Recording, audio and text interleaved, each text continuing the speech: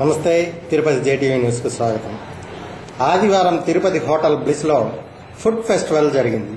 ఈ ఫుడ్ ఫెస్టివల్లో సుమారు 120 రకాల ఇండియన్, ఇటాలియన్ వెరైటీ వంటకాలే కాక అనేక రకాల వెజ్ అండ్ నాన్ వెజ్ వంటకాలను అతిథులు ఆరగించారు. అయితే దాదాపు 5 రోజుల పాటు ప్రతిరోజు మధ్యాహ్నం 12 గంటల నుండి 3 గంటల వరకు, రాత్రి 7 గంటల నుండి 10 గంటల వరకు జరిగే ఈ ఫుడ్ ఫెస్టివల్కు నగర ప్రజలే కాకుండా ఇతర ప్రాంతాల నుంచి వచ్చే అతిథులు విందు ఆరగించాలని Bliss hotel general manager Ravishankar Reddy కోరారు.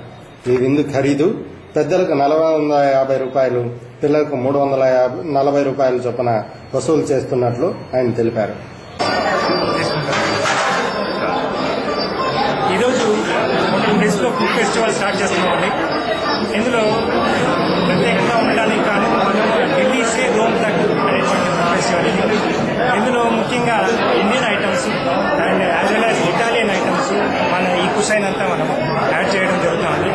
ఎందుకంటే ఒక ప్రత్యేకమైనటువంటి వంటకాలు మన ఇండియన్